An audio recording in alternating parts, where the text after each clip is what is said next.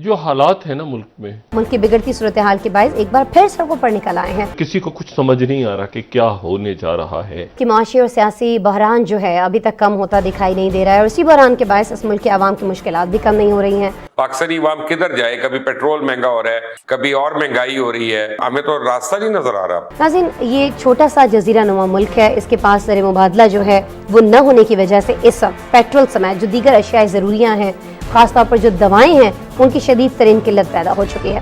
Petrol pumps के बाहर शहरियों की लंबी लंबी कतारें दिखाई देती हैं और ये तो एक आम सी बात बन चुकी है। एक रोज कबल ही पेट्रोल पंप पर ईंधन हासिल करने के लिए शहरियों में फसादात भी हुए थे और इन फसादात को रोकने के लिए फौज की जानिब से फायर खोला गया था।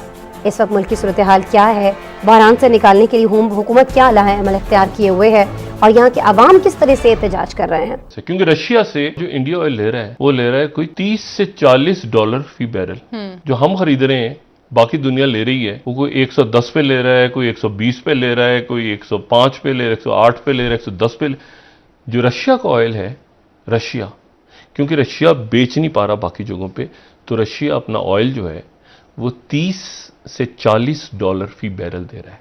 अच्छा, ये वो फिगर है जो दुनिया में कोट नहीं हो रही।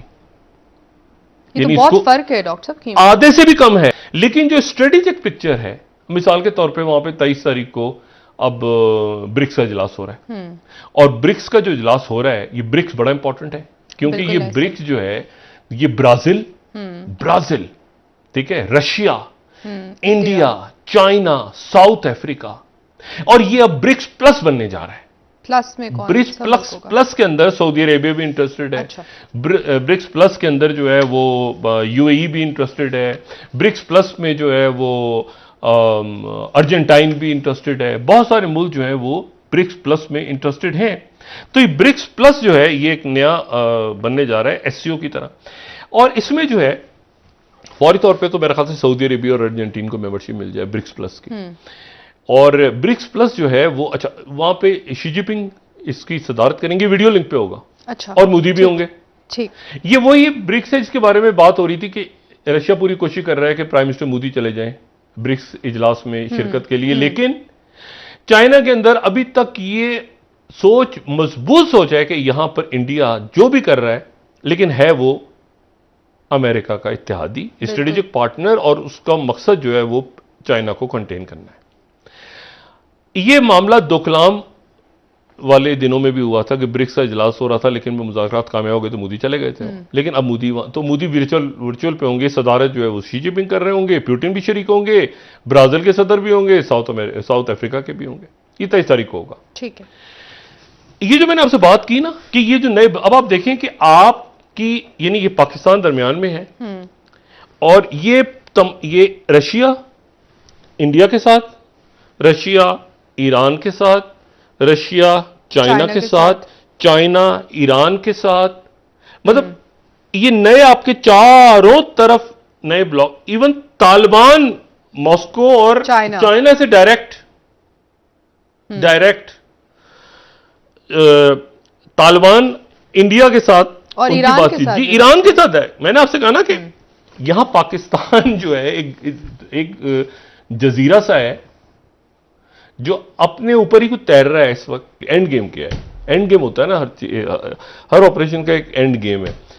तो एंड गेम किसी को समझ नहीं आ रहा, तो आप समझें कि इसको आप कोई अब से मेरा ख्याल है कि 1 महीना और दे दें इसको, यानी हम 25 जुलाई तक चले जाते हैं और 25 जुलाई तक जो है इसके खदोखाल वाजे होंगे, लेकिन वो खदोखाल ऐसे वाजे होंगे कि ये पूरा का पूरा जो सिस्टम है ये आपको उलटता फुलटता नजर आएगा, ये स्टेबल नहीं होगा। जो मैंने कल भी बात की, मैं दोबारा दोहरा रहा हूं कि ये मुल्क स्टेबिलिटी की तरफ नहीं जा रहा, ये अदम इस्तेकाम की तरफ जा रहा है, मजीद अदम इस्तेकाम।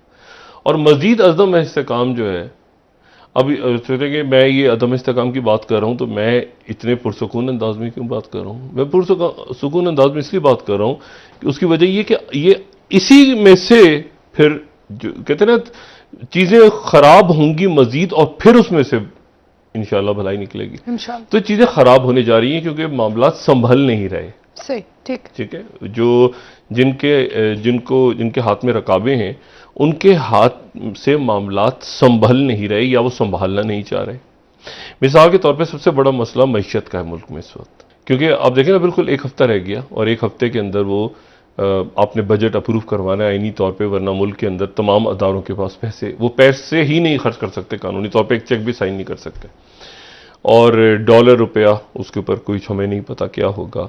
अब इस पूरी पिक्चर में पाकिस्तान एक जजीरे की तरह कि हम इधर हैं हम उधर हैं, हम जहां हवा ले जाएगी चलते चलते हम उधर, फैसला नहीं कर पा रहे हैं। फैसला क्या, मतलब वो होता है ना कि अचानक उठेंगे तो सोचेंगे तो क्या होगा, अच्छा चीन हमारा भाई है तो अमेरिका के साथ भी हम बराबरी की, तो रशिया के साथ कैसे ताल्लुक, बातें बड़ी इंटरेस्टिंग। बयान सुनिए आप, हम अमेरिका से बराबरी के ताल्लुकात चाहते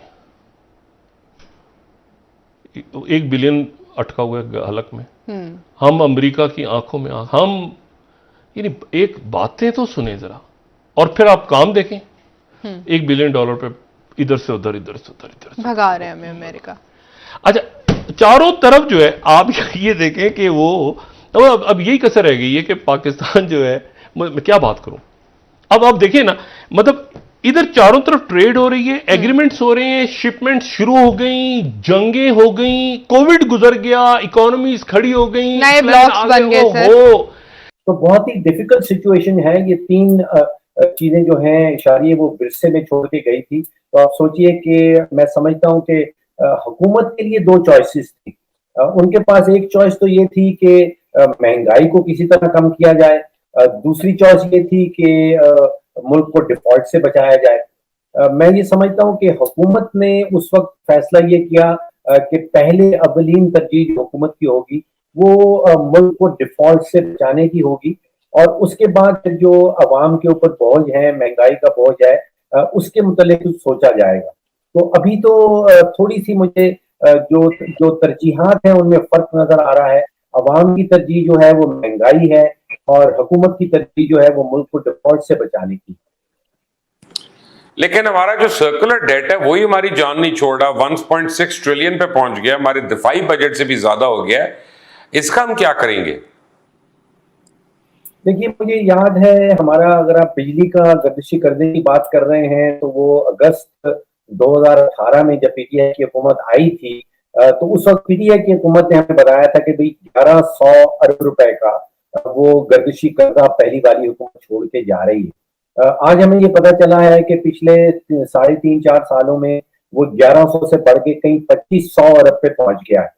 तो उसमें तो जब तक कोई इस्लाहाती इकदाम नहीं उठाया जाएगा, चाहे ये वाली गवर्नमेंट हो या इससे पहली वाली हुकूमत हो, वो सर्कुलर डेट जो है वो बढ़ता चला जा रहा था।